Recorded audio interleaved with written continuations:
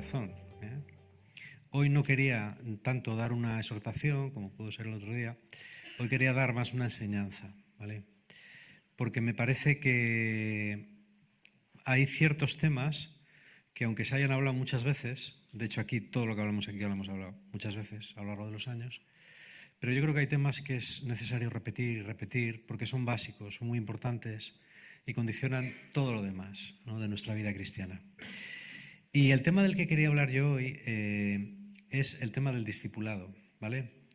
Yo espero que este año salga el nuevo libro sobre el discipulado que he escrito y que va a publicar la editorial Monte Carmelo. Y la idea no es resumir el libro porque no tiene mucho sentido, pero sí repetir algunos fundamentos que yo creo que son muy importantes y que yo creo que pueden ayudar a aclarar también algunas de las cosas que dije el sábado pasado, que igual no se entendieron bien, lo cual es comprensible también, ¿no?, porque son temas pues muy densos y que pueden ser interpretados de distintas maneras. Mirar, yo creo que el gran problema de la Iglesia católica en general y las iglesias históricas evangélicas también, de la Iglesia ortodoxa no, la verdad es que no tengo conocimiento, pero me imagino que será 3/4 de lo mismo.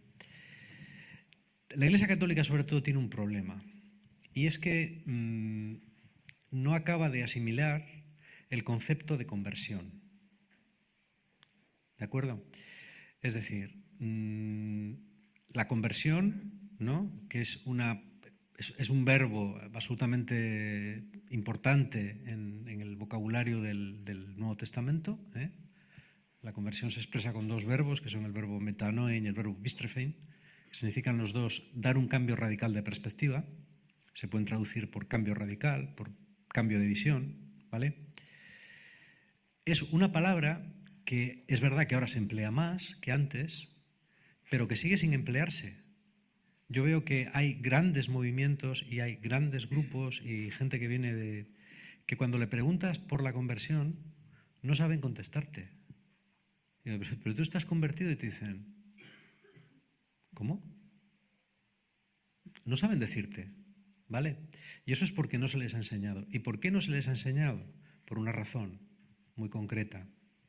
Y es que en España y en los países cristianos de tradición se considera que, al ser países que son tradicionalmente cristianos, todo el mundo, por el hecho de nacer en ellos y por el hecho de haber sido bautizado de pequeño, es cristiano.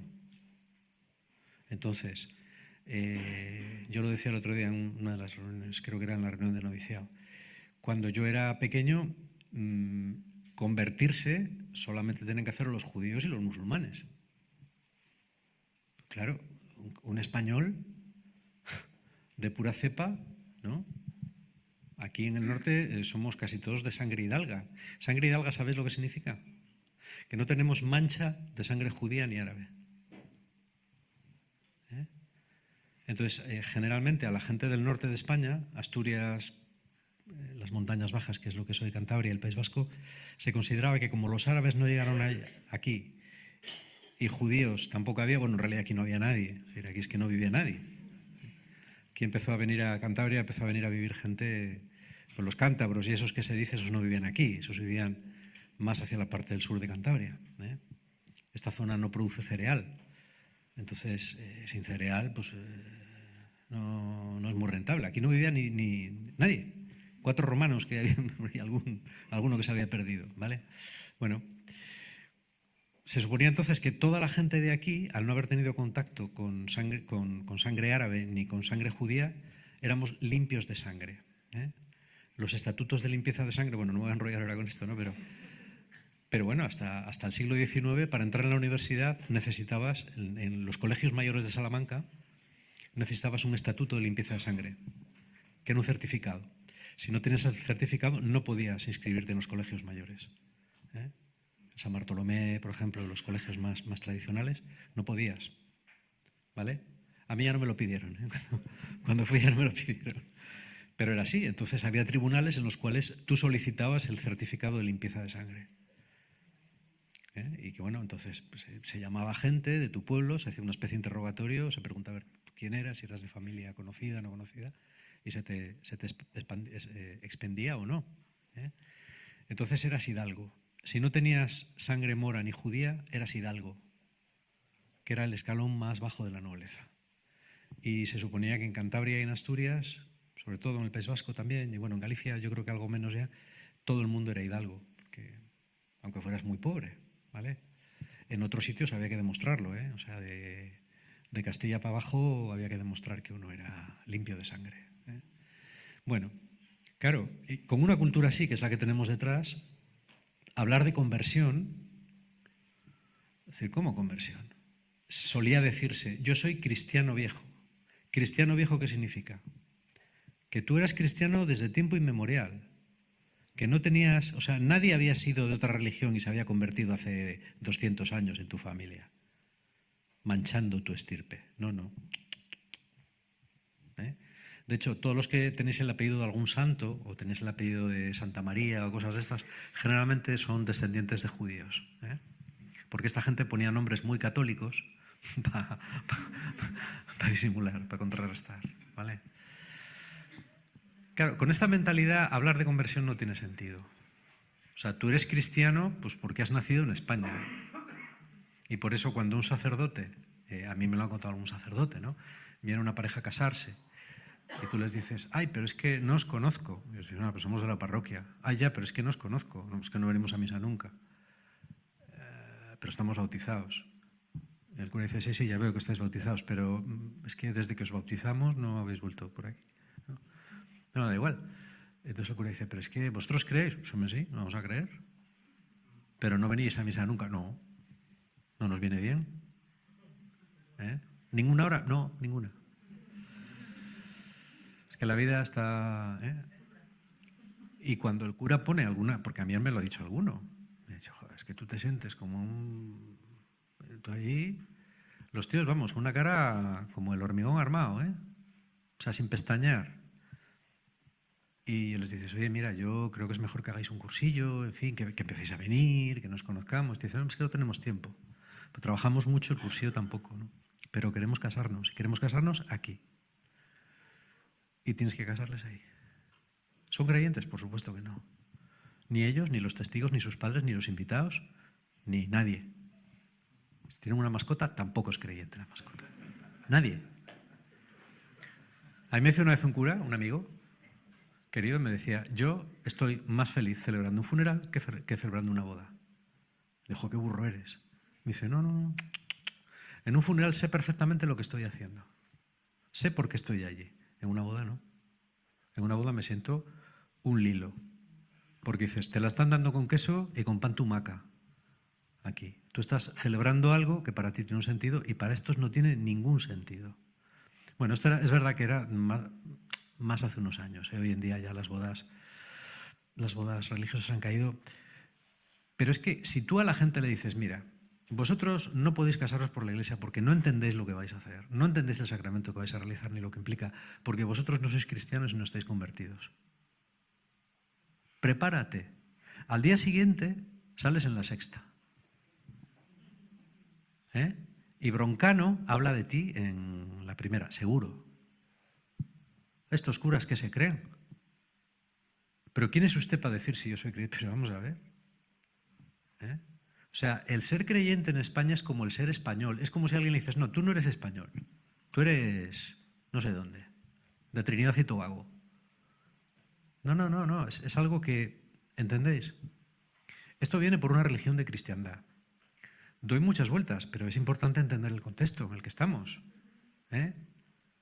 No, la conversión no es un acto de que tú entregas tu vida a Jesús y decides ser su discípulo, sino que es, bueno, tú has nacido aquí, tú tienes un ambiente cristiano, obviamente si no eres moro ni judío, ¿qué vas a ser? Pues cristiano. Y ya está. Y bueno, pues de lo que trata es que, por eso se habla de nueva evangelización. No, no es nueva evangelización. Europa no ha sido evangelizada nunca. Es evangelización, no nueva evangelización. Lo que había antes era en general, Era un barniz que rascabas así un poquitín con el dedo y se quitaba el barniz. ¿Por qué? Porque no era fruto de una decisión personal. Y si algo tiene que ser la fe cristiana, es fruto de una decisión personal que nadie puede tomar por ti.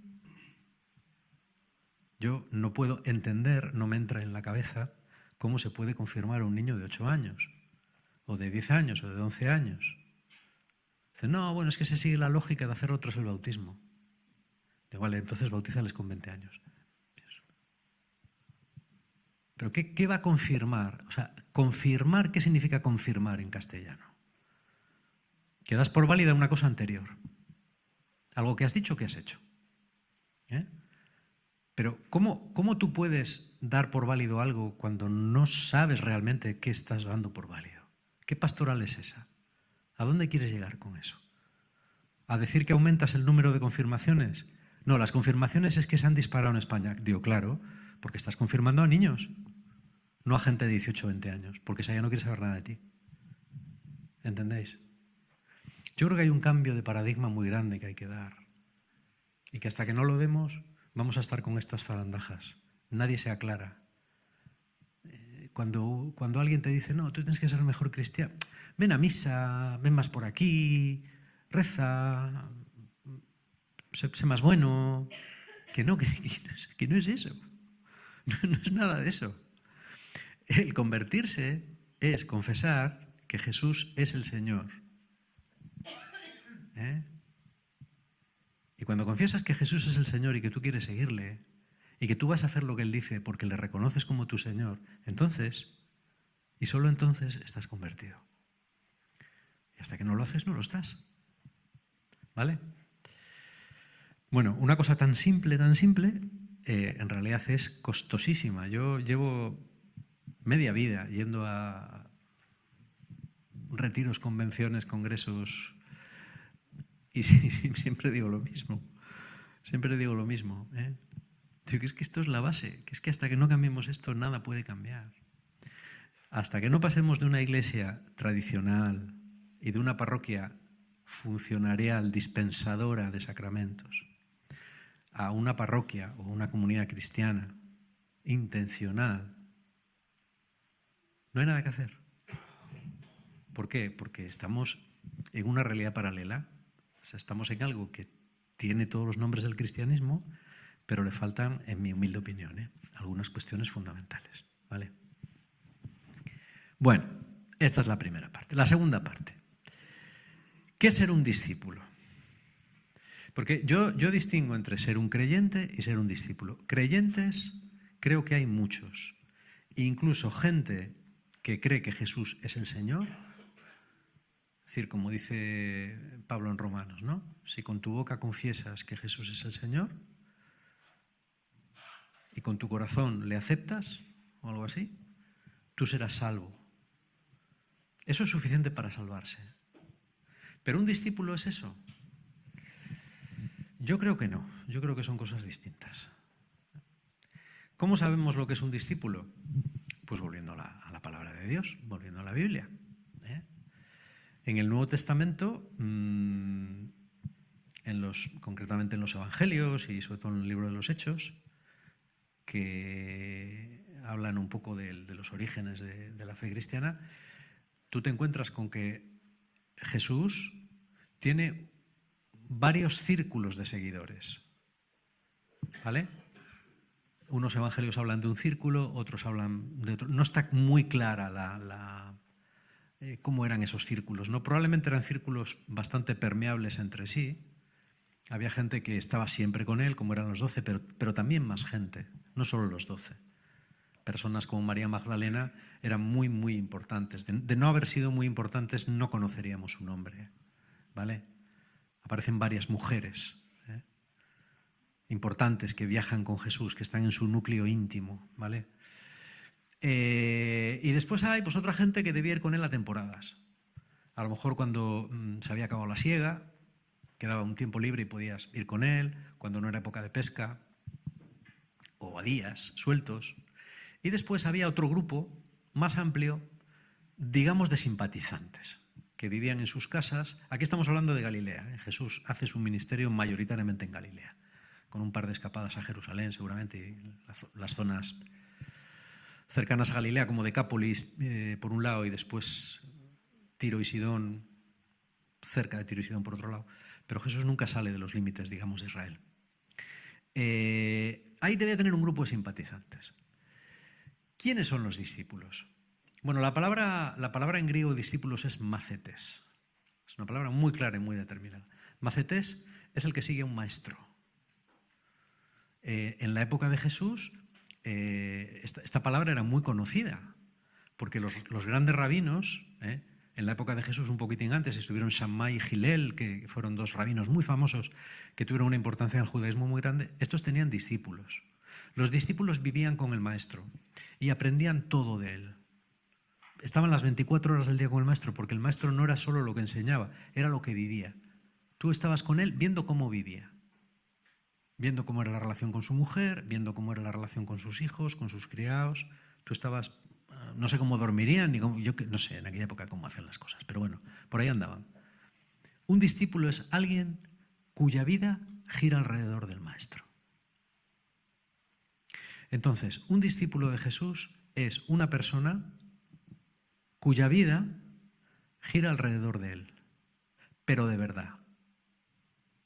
En la práctica, ¿cuál es el test del algodón de esto? El test del algodón de esto es el siguiente. Tú eres un discípulo de Jesús cuando en cualquier circunstancia de las muchas que se te presentan en la vida vas a elegir siempre la opción que crees que quiere Jesús. O por lo menos, porque hay veces que Jesús no te dirá nada, a ver, ¿me compro una cazadora verde o una roja? Pues bueno, eso es absurdo, eso no tiene ningún sentido, pues comprarte la que te dé la gana. Pero, ¿estudio esta carrera o estudio esta otra? ¿Salgo con esta chica o con esta otra? Ah, eso ya es distinto. Es que a mí me gusta esta chica, pero sé positivamente que salir con ella no es de Dios, porque me va a apartar de él. Estoy seguro, pero es que me gusta más. Es más guapa que la otra. Pero como el Señor es lo primero, no voy a salir con ella. Ah, un discípulo. Un creyente se diferencia de un discípulo en el que el Señor para él es importante junto con otras cosas. A veces puede ser el primero, a veces el segundo, a veces el tercero. Es como el ranking de tenis, ¿sabes? A veces antes era Nadal, a veces era Djokovic, o estaba Federer, pero no había alguien que fuera el primero siempre. Para un discípulo, aunque un discípulo puede cometer pecados también, pero si un discípulo mete la pata alguna vez y sabe que no opta por el Señor, sabe que ha pecado, que tiene que arrepentirse y que tiene que volver al camino. Un creyente no lo tiene tan claro. Un creyente puede decir, mira, es que sí, yo siento que Dios ahora me pediría que hiciera esto, pero es que me viene francamente mal, así que no lo voy a hacer. O yo pienso que Dios me pide que haga ciertas cosas, pero prefiero quedarme en mi casa haciendo lo que me da la gana. ¿Entendéis? Eso no es ser un discípulo, ¿eh? Eso como mucho es ser un creyente. Y esta es una diferencia que la entiende un niño de 5 años. Es muy fácil. Pero ¿a qué no se habla de estos temas? O sea, a ver, público. No se habla. Pero es que esto es... Vamos a ver, cuando tú explicas el cristianismo, es que esto es como el ABC. Es así. Tú primero aceptas a Jesús y después, ¿qué tipo de relación vas a tener con él? Esto en la primitiva iglesia era evidente y de hecho no te bautizaban ni por forro hasta que no veían que Jesús era lo primero en tu vida. No te bautizabas. No te bautizabas. Y si no te bautizabas no podías acceder a ningún sacramento, claro. Entonces, estabas en la iglesia, se te permitía acudir a ciertas partes de la celebración semanal, pero no a todas, hasta que no te bautizaras. ¿Vale? Y por último, para llegar a ser un discípulo, y esta es otra de las grandes asignaturas, ¿no?, que tenemos y que no vamos a arreglar la Iglesia hasta que no arreglemos esta asignatura, para formar discípulos hace falta lo que se denomina el proceso de discipulado. El discipulado es una palabra rara en español, no se emplea mucho. Hay gente que dice, bueno, que es una traducción del inglés, discipleship, ¿no? Yo creo que no. O sea, yo creo que es una palabra castellana correcta y que tiene tanto sentido como cualquier otra. Discipulado sería el proceso por el cual conviertes en discípulo a una persona, ¿vale? ¿Y esto cómo se hace? Bueno, los primeros cristianos hacían un proceso catecumenal. El proceso catecumenal es que ellos, por un lado, te iban enseñando cosas y por otro lado, iban observándote. Si mejorabas, si no mejorabas, y cuando consideraban que habías realmente llegado a donde tenías que llegar, entonces se te daba el permiso para bautizarte, ¿vale? Era un proceso. Este proceso era largo. En algunas iglesias podía durar años. Fue acortándose cada vez más, hasta que ya cuando se empezó a bautizar con manguera, pues ya ya el catecúmeno fue desapareciendo, o sea, acortándose, hasta que desapareció. Aproximadamente hacia el siglo VII u VIII, por ahí. Bien. ¿Cómo se puede volver al discipulado hoy en día? La mayor parte de las comunidades y de las iglesias no hacen discipulado sistemáticamente. Fe y vida, tampoco. ¿Por qué? Bueno, eso sería otro tema para dar. Yo diría que porque es difícil. Es difícil para recibirlo, pero sobre todo es difícil darlo. ¿Por qué es difícil? Pues porque requiere una implicación con las personas que es incómoda a veces y que no es fácil, ¿vale? El proceso de discipulado... A ver, otra pregunta. ¿Puede conseguir una persona ser un discípulo sin proceso de discipulado? Sí. ¿Puede una persona ser un virtuoso del violín sin haber pasado por el conservatorio? Sí, yo conozco gitanos que tocan el violín que flipas, en colores. Gitanos cíngaros, sobre todo. Sí, en Europa del Este los gitanos suelen tocan en los cíngaros, que se llama, que son gitanos de Rumanía o de Hungría, tocan en los entierros, en las bodas. Tú contratas una banda de cíngaros, van tocando y tocan el violín y tal. Hay un cantante que me gusta mucho, Goran Bregovic, que es serbio y tiene una banda de gitanos. Él es cantautor, pero tiene una banda de... Él siempre dice, bueno, estamos en entierros. Sí. Tú puedes aprender a tocar el violín sin que te enseñen. Vas a tardar más y probablemente vas a coger defectos. En cualquier instrumento dedicas mucho tiempo, muchísimo tiempo a aprender a poner las manos. En algunos instrumentos, los que son de viento o en el canto, dedicas horas y horas y horas a controlar la respiración. Porque la respiración es muy importante en la ejecución de los instrumentos de viento. En los de cuerda son las manos. Es estrictísimo cómo tienes que colocar las manos porque ya se sabe. Entonces, con un profesor o en un conservatorio aprendes mucho más, si es bueno y te hacen caso, aprendes mucho más deprisa, muchísimo más. Paco de Lucía tocaba muy bien, pero él decía, sí, yo toco muy bien, pero yo no sé música. Y hay veces que me paso un cuarto de hora buscando un acorde. A ver esto cómo será, porque no le sé leer. En tanto que una persona que sabe leer el pentagrama dice el acorde es así. Una cosa es el talento. ¿Cómo sería Paco de Lucía si hubiera tenido una educación formal? Pues habría sido todavía mejor, seguramente. Bueno, con el discipulado pasa lo mismo. Yo conozco personas que a trancas y a barrancas, dándose palos, han llegado a ser personas grandes creyentes, incluso santos, sin que nadie se ocupase mucho de ellos. Por ejemplo, Teresa de Lisieux es un caso. Yo diría más bien que ella recibió un mal discipulado, no tanto que no lo recibió. Yo creo que recibió un discipulado malo, por donde la tocó caer. Pero bueno, sí que ha habido gente que, bueno, pues oye, que no ha tenido suerte y que Dios también mira el corazón, y si tú no tienes oportunidad, pues ¿qué vas a hacer? Pues lo que la comunidad o la iglesia no suple, tendrá que suplirlo el Espíritu Santo y la gracia. Pero es mucho mejor experimentar un discipulado, ¿vale? Yo tuve la suerte de experimentarlo, yo sí. Porque yo nací a la fe en una comunidad muy pequeña, muy cerrada en sí misma, y que le daba una extraordinaria importancia al tema del discipulado.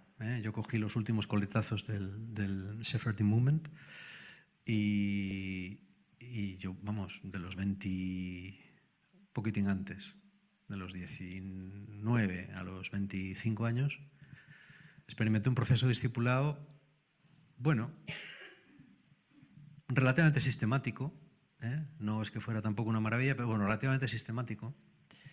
¿Y en qué consiste el discipulado? En alentar y en corregir. En alentar y en corregir. Una de cal y otra de arena. Cosas que yo he tenido que escuchar en mi discipulado. A ver, cosas reales. Esta tarde lo estaba pensando. Estoy haciendo un poco de... A ver, por ejemplo, tú, Josué, es que eres un obsesivo. Eres un neurótico. ¿Por qué tal? Digo, pues igual sí. Tonteas demasiado con las chicas. Así que a ver si te cortas un poco. ¿Vale?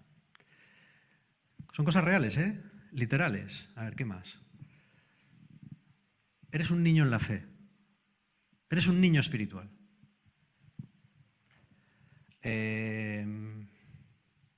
Te haces mucho el mártir.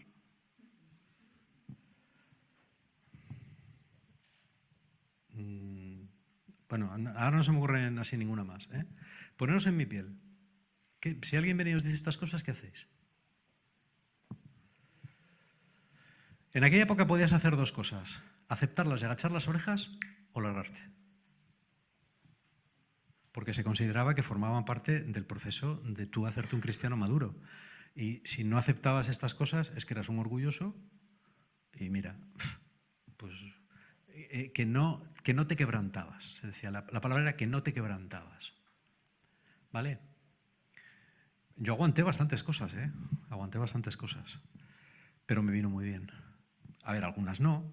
O sea, yo creo que algunas de las cosas, pues bueno, decirle a alguien que es un neurótico nunca sirve para nada.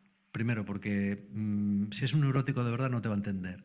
Y si es un neurótico que tiene posibilidades, ya lo sabe él, así que tampoco... Decirle a alguien que, por ejemplo, sí, decirle que igual tonteas mucho con las chicas y tal, sí, eso está bien. Porque a lo mejor no te das cuenta, ¿vale? Hay cosas en las que tú a lo mejor no estás de acuerdo. Yo, por ejemplo, en eso de que tonteaba mucho con las chicas, yo no estaba de acuerdo. Había otras versiones del tema, ¿vale? Pero decía, no, a mí me parece que no, lo que pasa es que, joder, si... Claro, o sea, vas a hacer, quita para allá, que quites, ¿no? Tampoco vas a hacer eso, ¿no? Bueno, pero el problema, lo que entiendes al final, es que el problema no es si esas cosas son verdad o no. Eso en el fondo, aunque en el momento te parece grave, porque dices, joder, esto es injusto, ¿no? No, pero el problema no es, que da igual, que no es injusto o no injusto. Es decir, es como lo del sargento mayor, ¿no? ¿De dónde eres, recluta?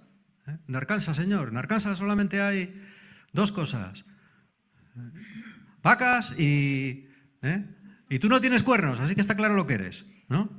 Señor, sí, señor.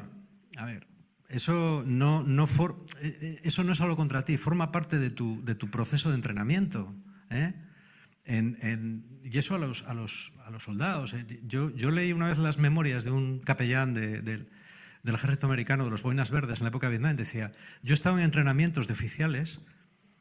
Esto ya lo he comentado en una predicación. Dice que está un oficial comiendo, en el poco tiempo que tiene, se te ponen dos al lado y uno empieza a decirte, usted, oficial, señor, sí, señor, come usted como un cerdo, sí, señor, sí, no sé qué, ¡pras! Te tiran el plato, recójalo, ¡tras, tras!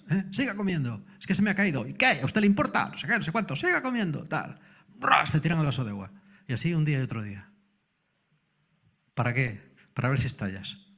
Si estallas, fuera. No tienes temple para mandar un pelotón de boinas verdes. No es por ti, forma parte del entrenamiento. Claro que muchas veces quien te discipula se puede equivocar. Conmigo se equivocaron, pero otras veces acertaron y me vino muy bien. Me vino muy bien.